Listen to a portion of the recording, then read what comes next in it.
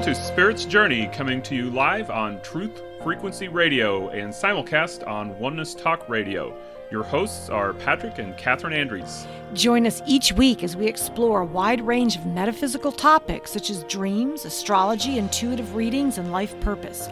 You'll receive practical guidance so that you can live your most awesome life.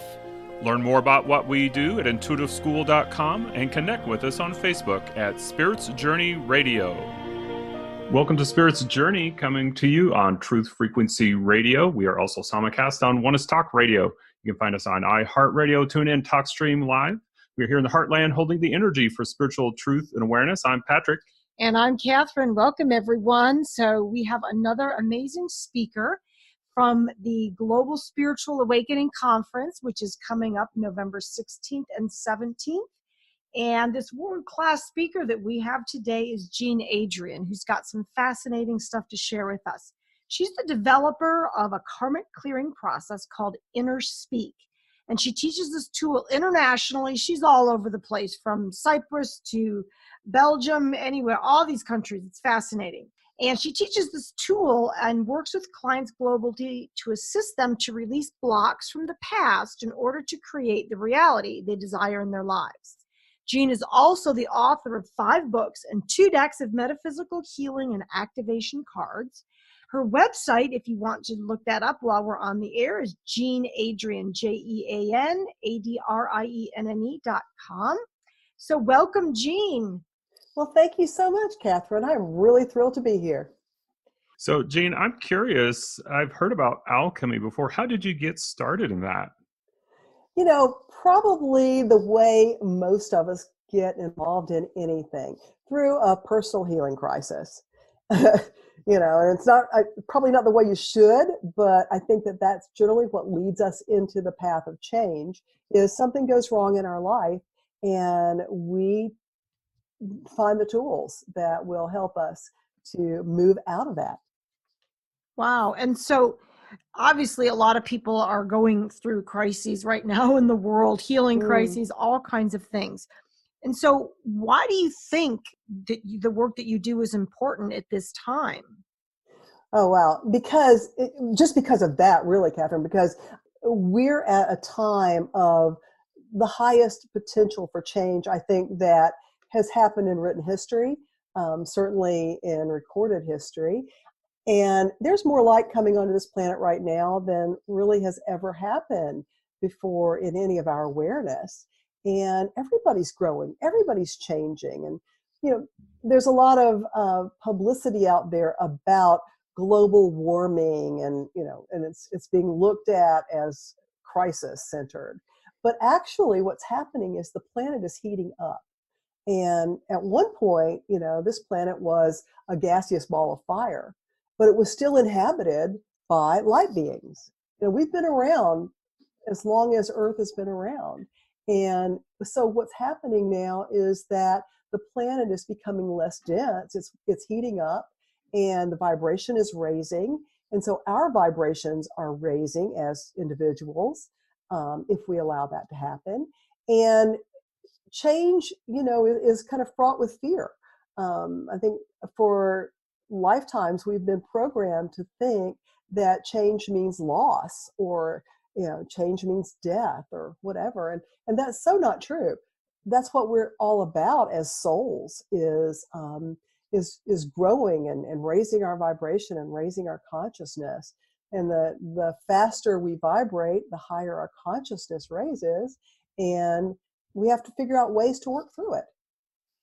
Well, that is very encouraging, because on almost a daily basis, I have, you know, clients or people asking me, you know, what is going on in the world? There just seems to be so much chaos and violence and things. And so this is really encouraging to hear, you know, somebody saying there's actually a lot of growth and a lot of light beings right now on the earth. And I would agree with that. This is the age of Aquarius. So we are going through a lot of change. Now, at the same time, though, what is your perspective on the fact that as more light comes into the world, also more darkness comes sometimes at the same time? I wouldn't say necessarily. Now, this is gospel according to Gene. Take what you want and leave the rest. I wouldn't say that there's more darkness that's coming in. I think it's the same amount of darkness and light that's always been there. It's just that as we start to really own our light, then the dark begins to act out, and become more apparent. And we get the attention of the dark by claiming our light and raising our vibration. But yet in all, it's just the Tao, I think the Chinese figured it out many, many eons ago, with the symbol, the yin and yang, half is dark, half is light, and in the middle of the dark is the light, in the middle of the light is the dark. And that's really what's there. I mean, that is the representation of reality, in my opinion. So it's not like there's more dark. It's always been there. It's just, it gets our attention because it's vibrating more. I'm an energy healer. I do quantum healing. So sometimes in the natural healing field, we talk about that when the body is not very strong, it can't really create symptoms. And then as you start that healing path, you're actually strengthening the body so that it has enough energy to be able to really manifest the symptoms. You're bringing everything out to the surface so that it can really be dealt with directly.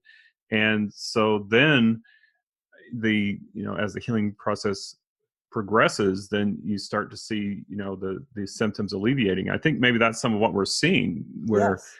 We're stirring a lot of things up. We're bringing things out to the surface. We're looking at things that people thought were taken care of, but really weren't, because they were just sort of pushed under the surface. And so, it's like this pendulum swinging. It's kind of like creating these extremes so we can really look at what needs to be worked on next, and then be able to take our healing and our growth to the next level.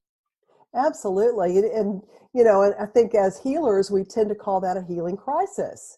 Oh, And okay. so Yeah, you that's a good could way to put it. say that, planet Earth is in the middle of a healing crisis right now because, just like you said, the stuff that needs to be dealt with is being brought into the light so that we can examine it and get, and get a handle on things that are not in balance. And really where we have to get back to is balance. Now, a lot of people may think of alchemy as turning lead into gold. So that's kind of the old way of looking at it. So can you explain the difference in terms of how alchemy is used for spiritual growth and transformation? Yeah, because I think that really, everything that was written down by the adepts. And the adepts were trying to perhaps categorize what they were doing, but in such a way that people who didn't have the knowledge base to be able to work with the tools that they were using wouldn't understand. But people who did have the consciousness level would get it. And so I think that all the stuff that was written down about alchemy that said it was a turning lead into gold was really to mask the fact that it was always about spiritual growth. And perhaps maybe they did turn lead into gold. Everything is possible. But the lead is the dense, lower vibrational consciousness that gets raised into purity, and gold is the purity that happens when you burn away the dross, if you will. Then you get left with the pure gold, which is enlightenment. Yeah, that's what I was going to say, is if you interpret the symbols of that metaphysically, then the lead would be like this, knowledge, or, our beliefs and things like that we don't see a lot of value in them. And then as we progress spiritually, that as we develop wisdom, that's where the value comes. That can be another way of looking at it. Exactly. Yeah. And so it's really all metaphor. Unless of course it isn't, and Yeah. who's to say, I think that as you go through the alchemical process though, and you work on yourself, do the inner work and manifest the changes that lead you through to the alchemical marriage, then what ends up happening is that you're not really that hung up on wanting to create gold anymore, because the things of the material world tend to fall away as you move into higher levels of consciousness. One interesting aspect of that, if you believe the stories of Jesus, which I believe metaphysically, that a lot of those things that he is reported to have done are possible when you reach that level, walking on Absolutely. water, things like that, then it doesn't seem so implausible that you could transmute one element into another element. No, exactly. And so I think everything's possible. And, water into wine, Hmm. why not? Yeah. Why not? And so, Gene, as we're talking about, everything going on globally in the world, I wanted to ask, since you do trainings all over the world, I mean, Ukraine, Cyprus, Turkey, Sweden, Holland, do you notice a difference in the consciousness between people, for example, in the Western Hemisphere, United States, versus, Turkey, for example, or Ukraine? Or are you at such a level attracting, people who are at such a level that the oneness is there, and that you don't see much difference in the consciousness? So the answer to that is going to be yes and yes. I observe that, because that's one of the things that I really tend to do. I sit back and I watch, and every country has its own idiosyncrasies. It would appear to me that we choose to be born in places that will help us to master a set of lessons for a lifetime. And all the people who choose to be born in a particular country are generally working on similar lessons. And at first when I started observing this, I was like, this is crazy, but yeah, there are similarities in every country.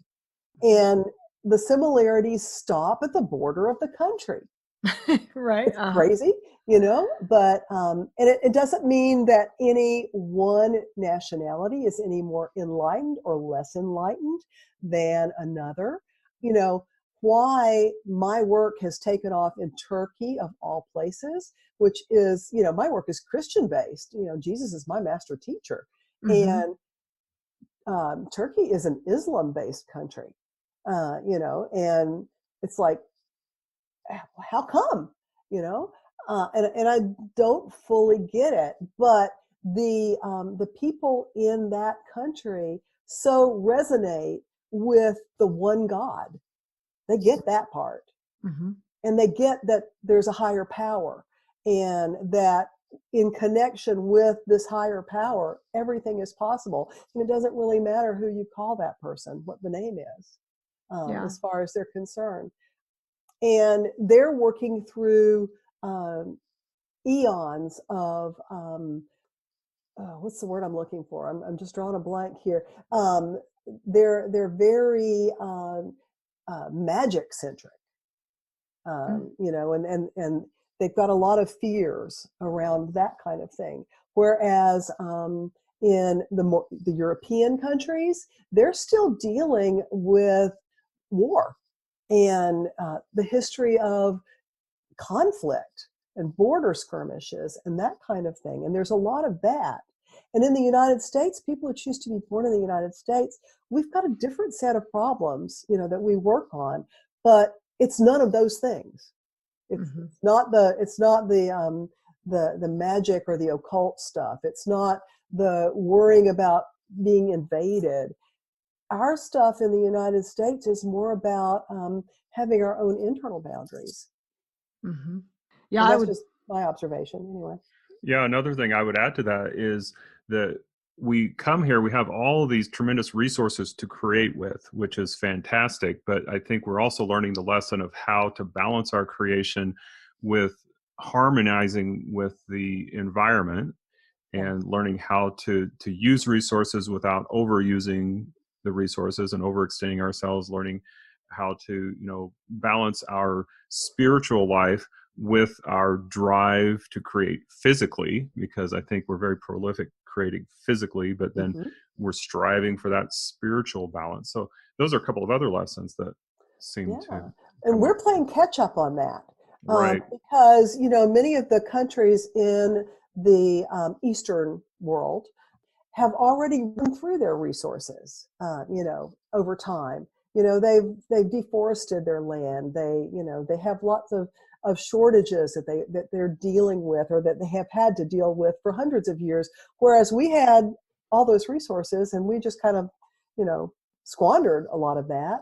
And now we're having to play catch up to them and figure it out, and become more ecologically centric and sound in how we live on a day-to-day basis, where the European countries have already gone through that, and they know that their resources are limited. So that's not a lesson they're learning anymore. We're diving into it head first. Mm-hmm. Yeah, it's fascinating. That's what I teach in my work too, is, I teach soul choices. I think that we definitely choose the time period and the country based on what we needed to learn. So I just think that's fascinating.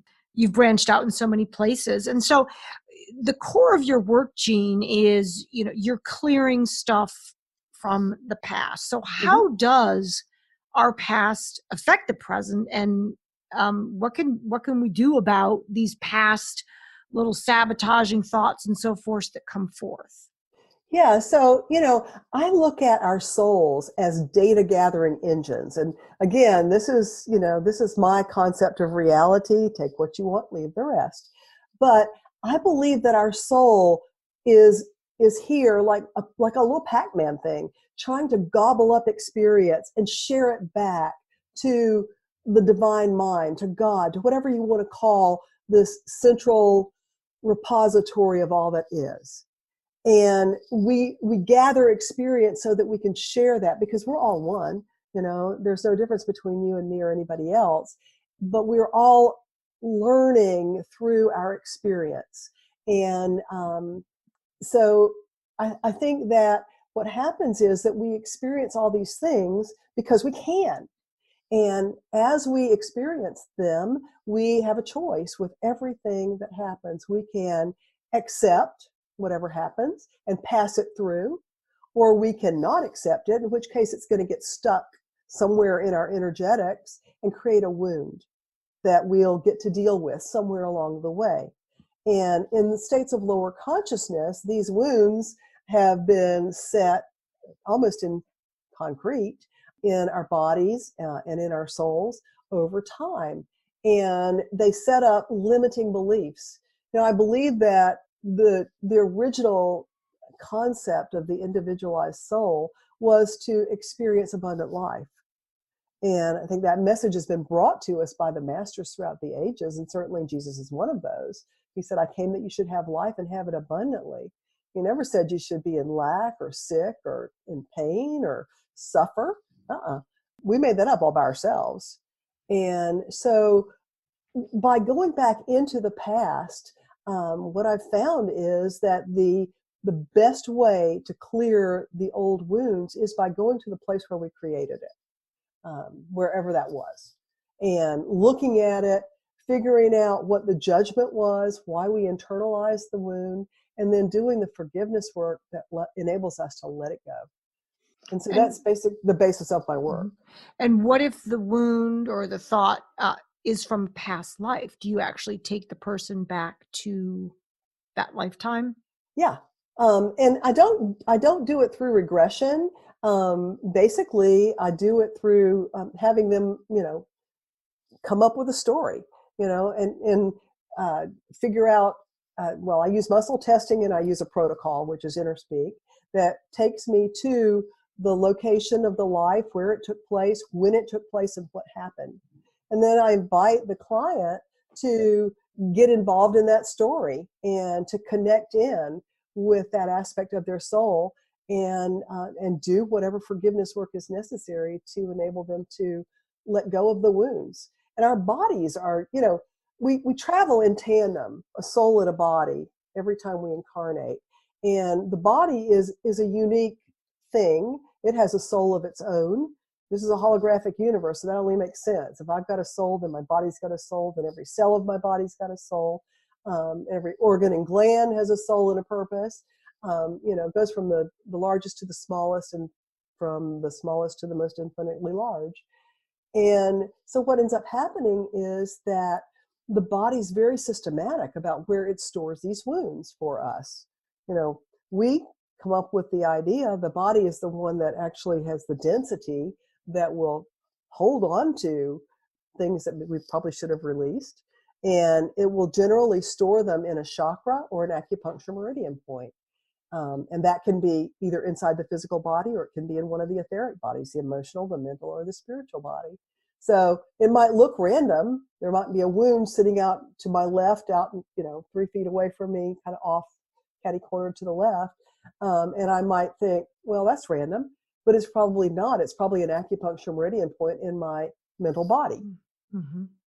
So when you're talking about taking people back to this point where they experience this trauma, you're talking about taking their consciousness back, not necessarily physically revisiting a site. No, because it's all happening at once. There's really no such thing as a past life. We're just multidimensional beings who are expressing ourselves in all kinds of different realities at the same time. And you can give yourself a really big headache if you try to wrap your head around that. Right. Linear fashion. But that's really what's happening. So the term past life is just our linear mind trying to make sense out of something that can't make sense out of.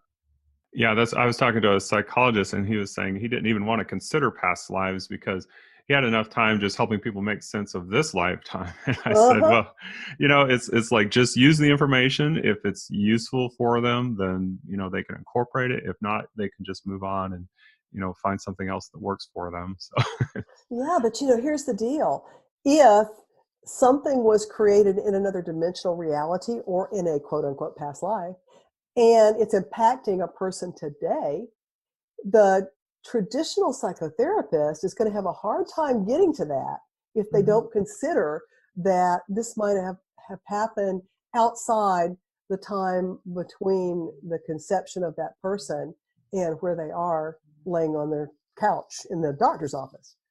Exactly. And, and speaking of healing, so, a lot of, I'm sure what you do is you're healing so many people by, dealing with the, removing these barriers. So I know one of the ways to stay healthy is raising our consciousness. And so that's a lot of your focus, I believe, is on raising consciousness. And so Absolutely.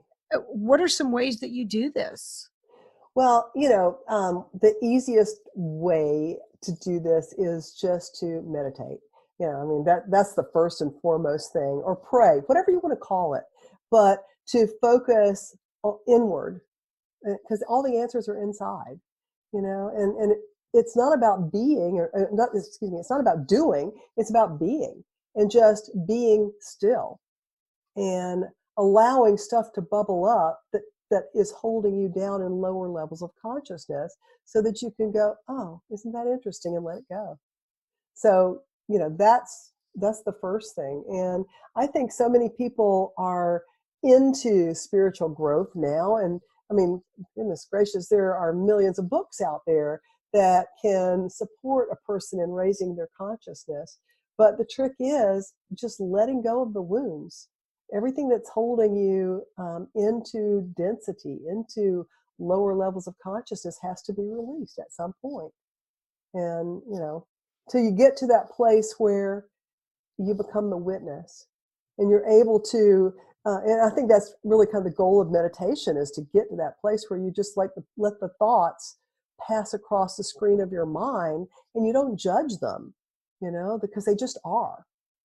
So when I was early on in metaphysics, I heard a lot of people talking about attachments. In fact, some people would even talk about how when we became entrapped in the physical and lost our ability to come and go at will, that there was one core belief or attitude that we formed at some point that created that attachment that kept us trapped here. And then, of course, we can look at all these little attachments that we have, whether it's smoking or coffee or TV or these things that we identify that maybe are holding us back, or maybe it's a limiting belief, like our self-value or self-esteem, or our trust that we can really accomplish our goals and be responsible for the bigger things to come if we're successful. So with all these attachments, how is it that we get stuck, and why do so many people feel these attachments? Yeah, so it really kind of, this again goes back to the teachings of Jesus. He said, you cannot serve God and mammon. And I think many people interpreted that statement to mean mammon meaning money. And that money certainly is one of those attachments. But in my reality, mammon is anything that stands between you and creator source. Anything that gets in the way between you and your connection to God, whatever that God is for you as an individual. And it's all over the place, the things that we get attached to. In my work, one of the things that I see more often than not is an addiction, an attachment to disillusionment. People will set themselves up for disillusionment, and that's an attachment.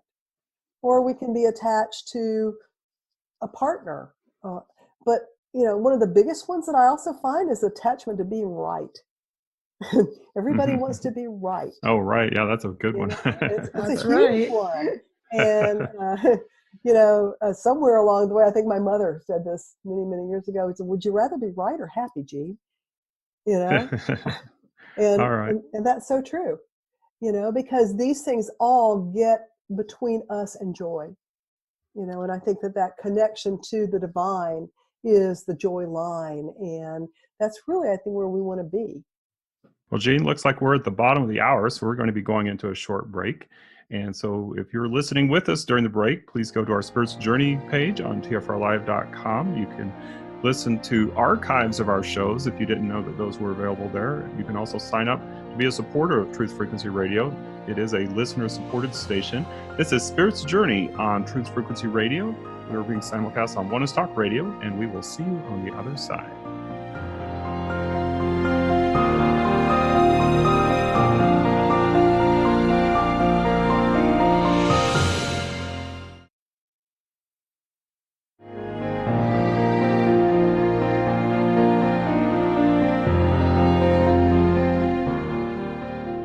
We are back from the break.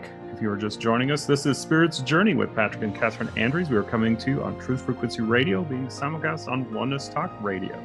And we are speaking with Jean Adrienne, who is one of the speakers at the upcoming Global Spiritual Awakening Conference.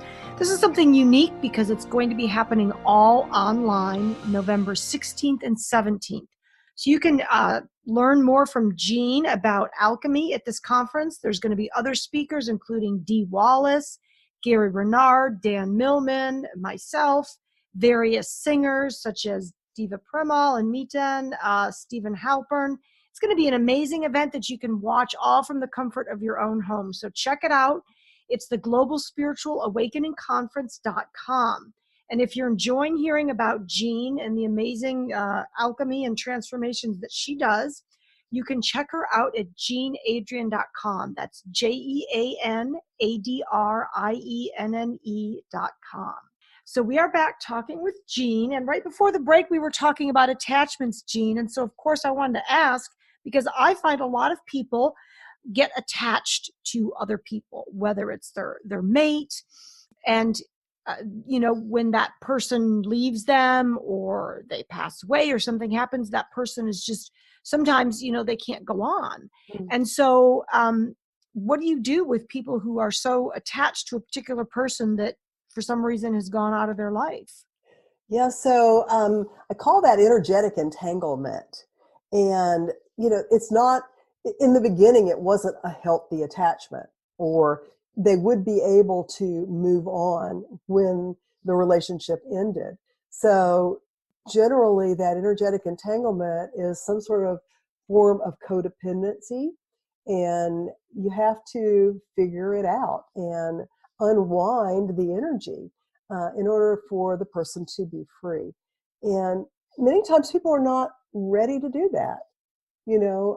We get attached to our own misery, sometimes more so than the person that quote unquote did this to us or died on us or whatever, So part of this unwinding is getting down to the root of the attachment. And many times it's not the person. Right. It's something maybe they represent, like you were saying. Mm-hmm. Yeah. So sometimes you talk about that fear comes into play as people are actually growing and learning. So how is it that fear comes into play, and how do you work with that? Yeah, so fear, I think, is the biggest gotcha on our pathway to higher consciousness. It's the stumbling block that each of us gets to deal with, and it's a daunting problem that I don't know that we ever really get away from fear, and we have to really be careful what we ask for. One day I was meditating and I prayed and I said, okay, God, I'm done with fear. Please take it all away from me. I don't want to deal with fear anymore. So I tell you now, I'm ready to let it all go. Well, you got to be careful what you ask for, because my life turned upside down with that. And yeah, I got rid of a lot of fear. I got rid of a job. I got rid of a husband. All of it fell apart, And so, because those were all things that were feeding into my fear. And fear, again, goes back to attachment. It's interesting how everything sort of ties together when you start picking it apart bit by bit.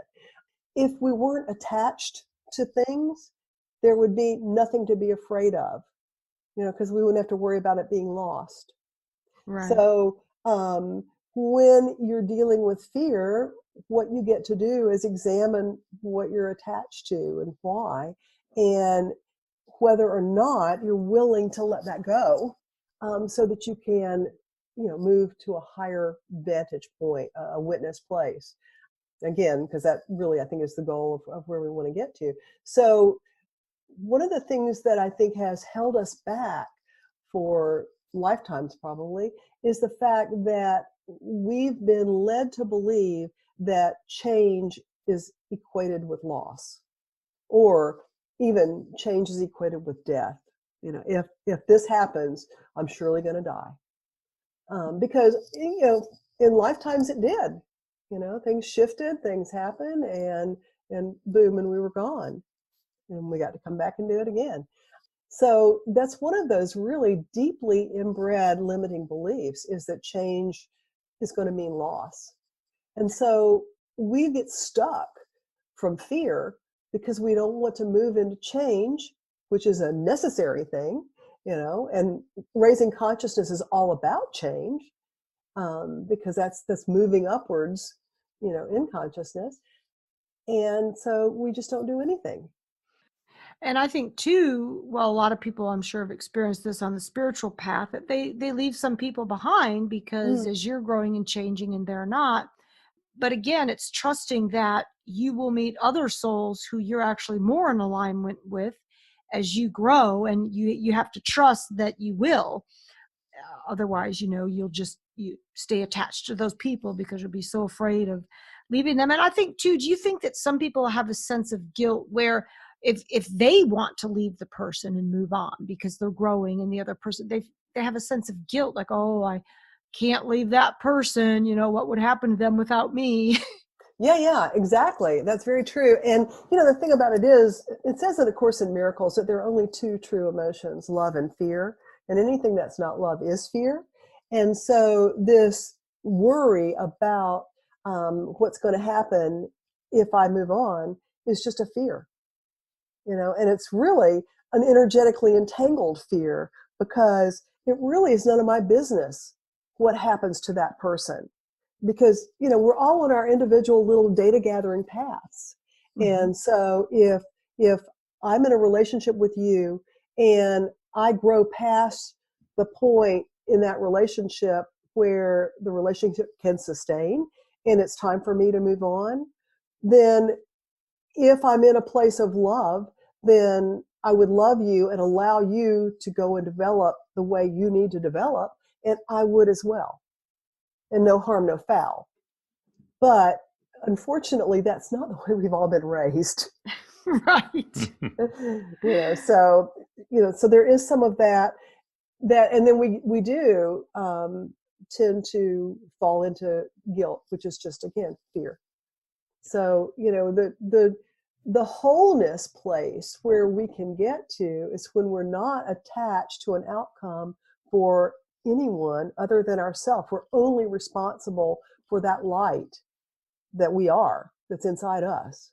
and that's all we're accountable to. That's all we're responsible for. And, all we can do is hold space for everybody else to get to that place where they get that for themselves. I recall one of my early metaphysics teachers taught me that fear is an acronym for false expectations appearing real. Mm-hmm. Yeah.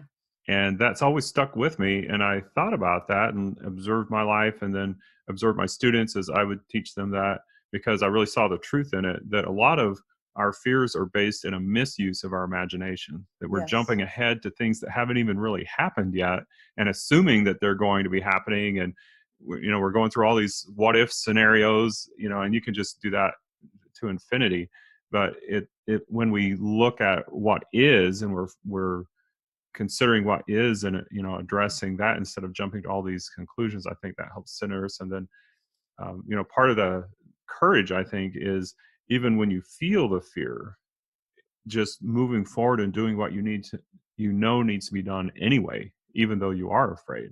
I think that's a pretty good definition of courage. Yeah, and you're never alone. And that's the thing that we tend to forget. There is so much support in the other realms that, you can call out to your team, to your angels, to your guides, whoever, but there is energetic support for us constantly. And all you've got to do is ask. They're like unemployed workers. They can't step in unless you ask, because they can't violate your free will. And so, and something that happened to me, this was about 3 months ago, that I was paralyzed by. I got my statement from my brokerage house for my IRA, and one of my stocks had lost $13,000. Wow. And I just, I opened up that report and I saw this giant plummet of my portfolio, and I was like, oh my God, I'm going to not have enough money to get me through, whatever, till I die, I'm going to run out of money. It's like, woe is me. And I went down that path. I made myself physically ill. I couldn't sleep that night. I was that upset about it. Woke up the next morning. I was still sick to my stomach. I couldn't eat. And all of a sudden I remembered, oh my God, you just paralyzed yourself with fear because you were attached to money. That is, the stock market is just an illusion anyway. So this is craziness, Jean. And, I hit my knees and I just, I asked for help. I said, please send me that peace that passes all understanding and lift me out of this fear place. And it was just seconds until I got this wash of peace. And I knew in the moment that it didn't matter that, my source of supply is not the stock market. It's a vertical thing, and it comes from the real source, whatever that is. And when I start looking outside myself horizontally is when those attachments happen. And then when those attachments happen, that's when the fear comes up. And interestingly enough, within, I guess that was when I announced this class in Turkey, and I ended up making twice as much money from the student registrations that I had lost in that month on that one stock. Wow. Oh, amazing. So it was story. crazy. Mhm. And, now the stock has come back. So Yeah, that's the other thing, is that sometimes if it's a good stock, it can rebound. yeah, And people don't even exactly. think about that. But I got out of the present moment and I started worrying about woe is me and what's going to happen when I'm, 99 and can't myself and whatever, and I've run out of money and I'll be on the streets and, all that. So when go ahead. Well, that was it. It was just Oh, crazy. okay. All right. So a lot of times when we're talking about fear, sometimes we're talking about ancestral patterns that we pick up, and that leads to ancestral DNA. And my background's in physics and biology, so I'm really interested in what you're talking about, that a lot of your work has to do with working with the latent DNA strands. Uh-huh. So how does that work? Yeah. So, it says in the Bible that the sins of the fathers are visited upon the sons up to 7 generations. Well, guess what? It doesn't stop at 7. 7 is one of those magical numbers that in the scriptures that means as long as it takes until somebody's willing to step up. Like 40 days and nights, huh? Yeah, exactly. That's 40 is another one of those magical numbers. Yeah. So what ends up happening is that, yes, in our DNA gets encoded with ancestral fears. And I can't tell you scientifically how that happens, but it does. But another, I am a channel. So at some point, I was being spoken to by one of my guides who said that at some point in the evolution of the human species, we didn't have just two strands of DNA. We actually had 144. And they said, now don't go into this. Somebody dumbed me down and become a victim here, because you gave away your DNA strands. Nobody took them from you. Nobody dumbed you down.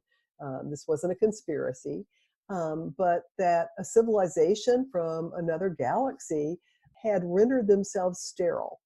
And they started searching around the galaxies until they found this blue planet, the Garden of Eden, if you will, where there was a species that had an overabundance of DNA as far as they were concerned. And they stayed here and they worked with us. And when they left, they were able to reconstitute their civilization. And we've been okay for lo these many years, eons even, with just two strands of DNA.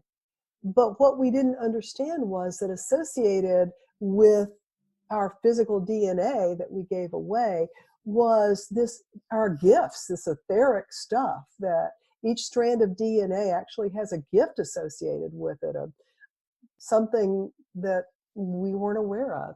And so now that the planet is increasing in consciousness, it's up to us to go back and refine our DNA that we gave away.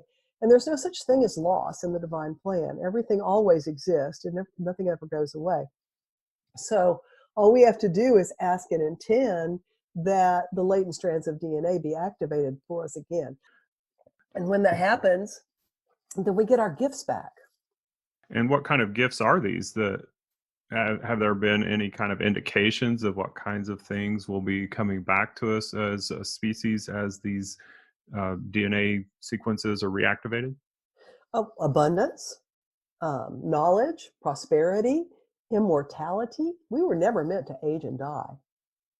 So, all of these things are coming back to us as we hit the tipping point and wake up to all these things.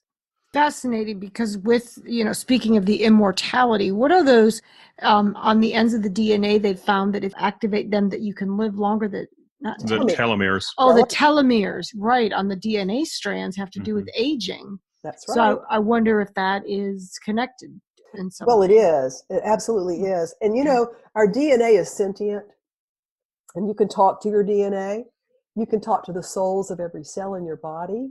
I've been working on youthing myself now for 20 years, I suppose, when I figured out that I could talk to my skin cells, because your skin completely changes every 6 weeks. It's one of the easiest organs of the body to work with at the DNA level.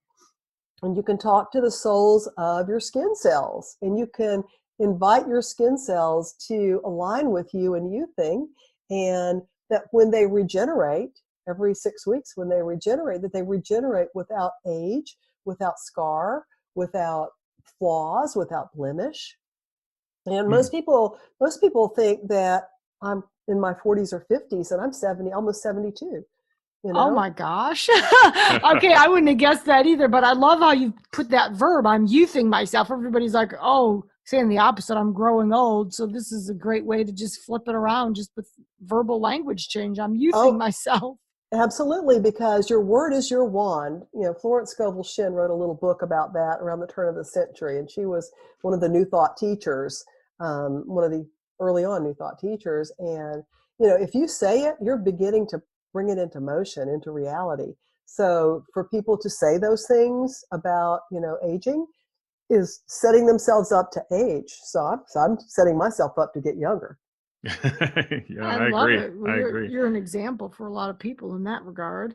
So, Jean, I'm curious, when you are in this youthing process, do you include making specific choices in terms of your diet and things like that too? Yeah, you gotta be real about things. I mean, if I'm going to drink a a gallon of bourbon every night and smoke 3 packs of cigarettes every day, then that's going to be contraindicative to, having a healthy, vital young body. So you do have to, make good choices, and we can do that, and our bodies will support us in that. But do you have to be rigid in your diet? I don't think so. I think you can pay attention to what your body wants, and your body will guide you to the things that support the body. And what might support my body might not be the same things that support yours, you know? So it's very important to talk to the body. And I think that that's one of the things that most people hadn't figured out yet, is the fact that our body has a unique soul, a unique purpose, just like we do, as our soul does. And we're just a soul riding inside a body. And the relationship to our body is like a car and a driver. I may be the driver, I'm not the car, and vice versa. So talking to the body in your meditative state, connecting in with the higher self of your body and asking your body, what does it really want? Even down to, what do you want to wear today? What do you feel like, sweetie? Are you in a yellow mood today or a green mood? And when you begin to forge the relationship with your body like that, then you'll find that your body will work with you to give you good health and to give you more vitality. And your body's your manifesting engine. So, because it's on the earth plane, it's a nature spirit. And so if you really forge a good relationship with your body, then your body can bring you stuff on the material plane much easier than, you shouldn't have to work hard for stuff. And your body can help you get things fast and easy. So what would you say to people who teach that if your mind is strong and you're focused, that you can eat whatever you want and it won't matter? I think that there's a certain amount of truth to that. But I think that, if you listen to your body will guide you. It's more of you can eat whatever your body wants. That's a good way of putting it. Because I know there are some yogis and their path is demonstrating that, some of them have even transmuted poisons and things like that. Mm-hmm. They'll take something that's a poison and demonstrate how they can transmute it so that it becomes harmless in their body. But I think for a lot of people, they just aren't there yet. And so I think part of it is really listening within to see, is this really my path? Am I ready for this? And so I think it just makes it easier if you just make choices in terms of, like for me, I like to eat organic. I try to stay away from a lot of processed chemicals like preservatives and artificial colors and artificial flavors, things like that. Me too.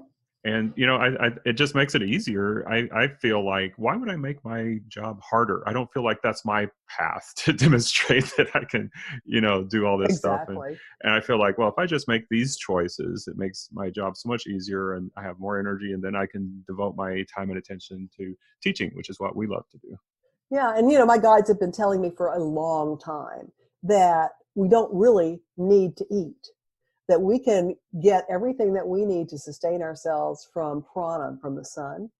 But quite frankly, I enjoy food. It's one of the few pleasures that I have in this lifetime, and I really enjoy a good, well-prepared meal. And I love to cook. So there's that too. So I'm not ready to completely give it up.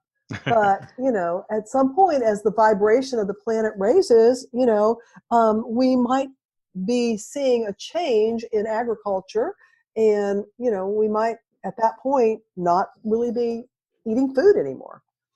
Who knows? We're not there yet. Yeah, not breatharians yet, but no. In terms of like my physical vitality, I know for a lot of people, when I'm being my true self, when I'm in my power and I'm not cowering down or stuffing my emotions, that's really when I feel the best. And I know the minute I start trying to, hide, or, I'm weakening and not really bringing out my power, that's when I notice some health things. And so why do you think, and of course I've done that at times, I've not been authentic and not been in my power for different reasons. And so why do you think a lot of people struggle with being authentic and owning their own power? Well, I think we've been punished for it too often in too many lifetimes, and We might have gotten burned at the stake for being a healer or whatever. So there's fear around that. And then we get attached again to what are people going to think, which is none of their business. So I think that's the real big struggle around authenticity until we get to a place where it doesn't matter anymore. Mm-hmm. Well, and I think with all the issues going on today with the beginnings of censorship and so forth, it's really an opportunity for people to heal this, to be able to speak out without fear. Because really, I mean, in the United States, we still have freedom of speech. No one's, probably going to get burned at the stake for anything. So this is an opportunity in my mind to heal this whole issue of authenticity and power. Yeah, exactly. And I think that's really what we're supposed to do. This is the time for that. It's a time to step up and, not allow worry about what somebody might think get in the way of you being who you are. Because, each of us is a unique reflection of light, of God. And there's nobody else that can do what I came here to do. There's nobody else that can do what you came here to do. And if we choose to shirk from that responsibility, we're missing a huge, huge opportunity. And so is the world. Yeah, I one other aspect of the power issue that I see is I think sometimes people have had experiences of misusing their power at different times, maybe in this lifetime or other lifetimes even, where they have this uncertainty about, as I grow more powerful again, will I use this responsibly? And so I think maybe part of that is, as we learn and grow, to practice making those choices that we know are really leading us toward the light and leading other people toward the light and respecting everybody's free will and things like that, maybe to help develop that confidence. Yeah. So, Jean, if people want to work with you, because I think it's fascinating, you not only are a practitioner, but you have generously shared your gifts and turned it into some training programs. So, do you just want to briefly, if somebody's really interested in learning what you do and get trained by you, what kind of opportunities do you have? Well, I do most of my training on Zoom. So I work with people all over the world and I do it on the internet. But I have a free gift for all of your listeners. If you just go on my website, jeanadrienne.com, and you sign up for my newsletter, I will give your listeners a free subscription that will never expire to the online version of my Inner Speak cards. It's a game. It's an automated game that will enable them to do the Inner Speak clearing work on themselves. I truly suggest you don't do it more than once a day because it's quite powerful work, even though it is a game. And if they don't like my newsletter, they can opt out at any time, but still keep using those cards because my goal and my desire is for everybody to get to the highest level of consciousness and get as clear as possible as fast as possible. So yeah, that's my gift. So I hope that they will take that advantage. And I also offer on the homepage of my website, I offer a complimentary 15-minute session with me. So all you've got to do is click the Start Now button and go into my time trade and set up a time to work with me. All right. Well, Jean, we've loved having you on today. So thanks for sharing time with us today. It's been my pleasure. For all those of you listening, this has been Spirit's Journey on Truth Frequency Radio, simulcast on Oneness Talk Radio. I'm Patrick. And I'm Catherine. Thank you for joining us. Goodbye for now. Very good.